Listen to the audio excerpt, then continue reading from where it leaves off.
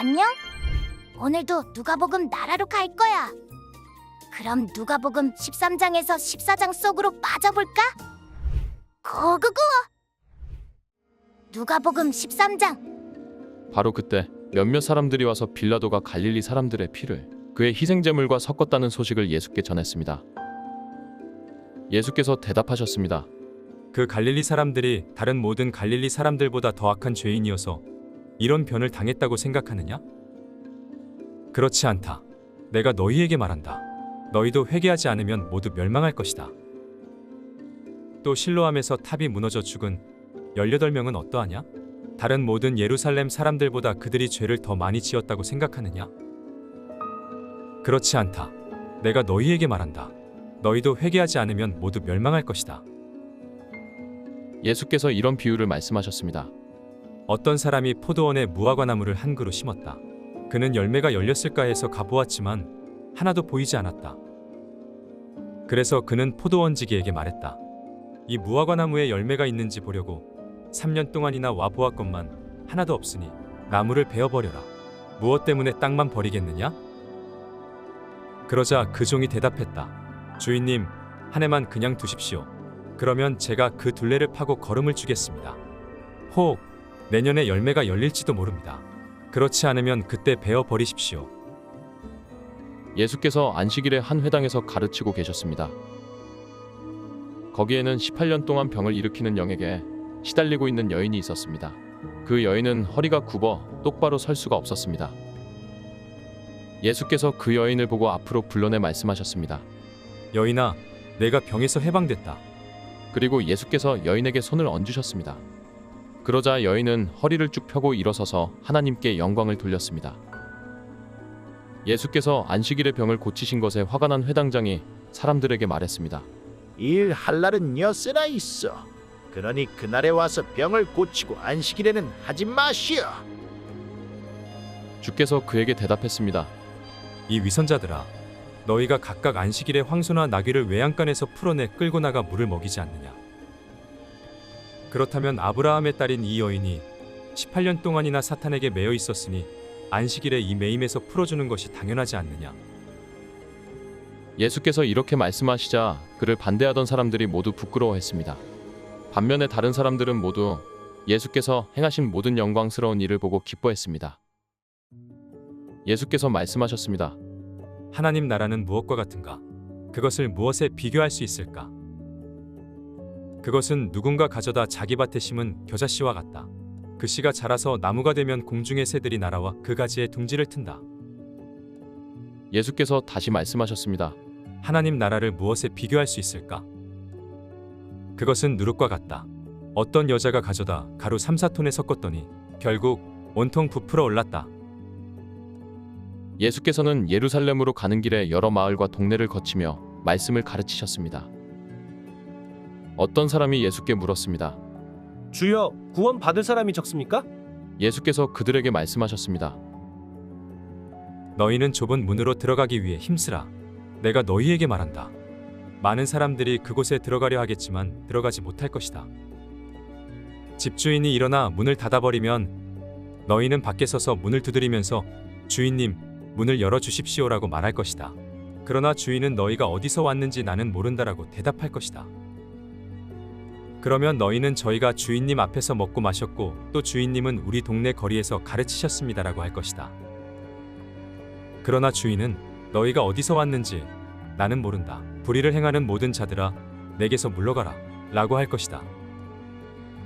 아브라함과 이삭과 야곱과 모든 예언자들이 하나님 나라에 있고 너희 자신은 정작 밖으로 내쳐진 것을 볼 때 너희는 거기서 슬피 울며 이를 갈 것이다.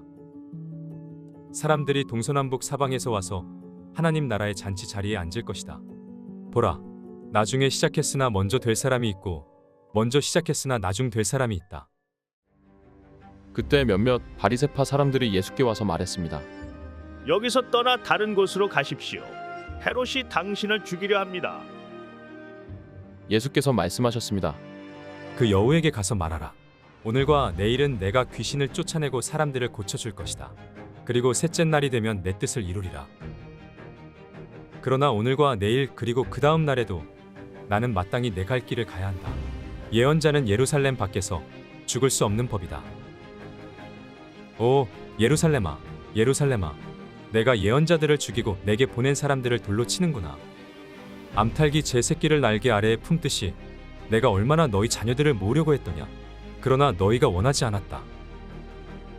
보라, 이제 너희의 집은 황폐한 채로 남을 것이다. 내가 너희에게 말한다. 너희가 주의 이름으로 오시는 그분은 복이 있다라고 말할 때까지 너희가 다시는 나를 보지 못할 것이다. 누가복음 14장. 안식일에 예수께서는 음식을 잡수시러 한 바리새파 지도자의 집으로 들어가셨습니다. 그때 사람들은 예수를 가까이에서 지켜보고 있었습니다.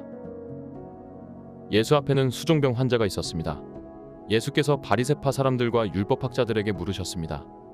안식일에 병을 고치는 것이 옳으냐, 옳지 않으냐? 그러나 사람들은 입을 다물고 있었습니다. 그러자 예수께서 그 사람을 데려다가 병을 고쳐주고는 돌려보내셨습니다. 그러고 나서 예수께서 그들에게 물으셨습니다. 너희 중 누구든지 자기 아들이나 소가 우물에 빠지면 안식일이라도 당장 끌어내지 않겠느냐? 사람들은 아무 대답도 할 수 없었습니다. 예수께서 초대받은 손님들이 윗자리를 고르는 것을 보시고 초대받은 사람들에게 이런 비유를 들려주셨습니다. 결혼 잔치에 초대받으면 윗자리에 앉지 마라. 혹시 너보다 더 높은 사람이 초대받았을지 모른다. 만약 그렇다면 너와 그 사람을 모두 초대한 그 주인이 다가와 이분에게 자리를 내드리십시오라고 할 것이다. 그러면 너는 부끄러워하면서 끝자리로 내려가 앉게 될 것이다. 그러므로 초대받으면 끝자리에 가서 앉아라. 그러면 주인이 와서 친구여, 이리 올라와 더 나은 자리에 앉으시오라고 할 것이다. 그렇게 되면 다른 모든 손님들 앞에서 내가 높아질 것이다.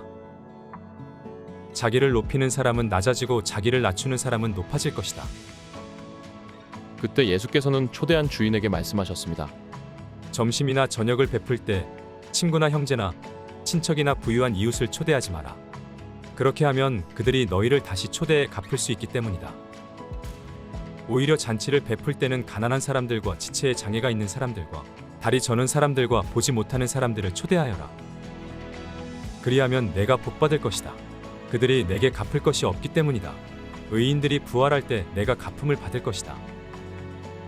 예수와 함께 식탁에 앉은 사람들 중 하나가 이 말씀을 듣고 예수께 말했습니다. 하나님 나라에서 먹는 사람은 복이 있습니다. 예수께서 대답하셨습니다. 어떤 사람이 큰 잔치를 준비하고 손님들을 많이 초대했다. 잔치가 시작되자 그는 종을 보내 자기가 초대한 사람들에게 이제 준비가 다 됐으니 오십시오라고 했다. 그러나 그들은 한결같이 핑계를 대기 시작했다. 어떤 사람은 내가 이제 막 밭을 샀는데 좀 가봐야겠습니다. 부디 양해해 주십시오라고 했고, 다른 사람은 내가 황소 5쌍을 샀는데 어떤지 가보는 길입니다. 부디 양해해 주십시오라고 했다. 또 다른 사람도 내가 결혼을 해서 갈 수가 없습니다라고 했다. 그 종이 돌아와 주인에게 그대로 전했다. 그러자 그 집주인은 화가 나 종에게 명령했다. 당장 길거리와 골목으로 나가 가난한 사람들과 지체에 장애가 있는 사람들과 보지 못하는 사람들과 걷지 못하는 사람들을 데려오너라. 종이 말했다. 주인님, 분부대로 했습니다만 아직도 자리가 남아 있습니다. 그러자 주인이 종에게 말했다. 큰 길과 산 울타리로 나가서 사람들을 데려다 내 집을 채워라. 내가 너희에게 말한다. 처음에 초대받은 사람들은 한 명도 내 잔치를 맛보지 못할 것이다. 큰 무리가 예수와 함께 길을 가고 있었는데 예수께서 뒤돌아서서 그들에게 말씀하셨습니다. 누구든지 내게 오면서 자기 부모와 아내와 자식과 형제 혹은 자매와 자기 생명일지라도 나보다 더 사랑하면 내 제자가 될 수 없다.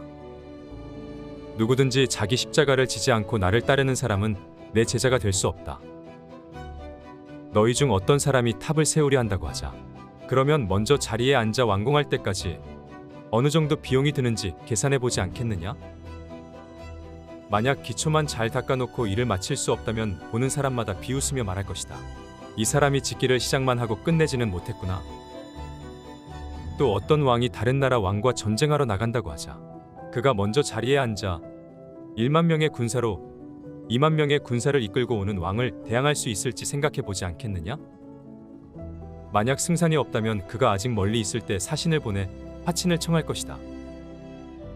이와 같이 너희 가운데 누구든지 자기 소유를 다 포기하지 않으면 내 제자가 될 수 없다. 소금은 좋은 것이다.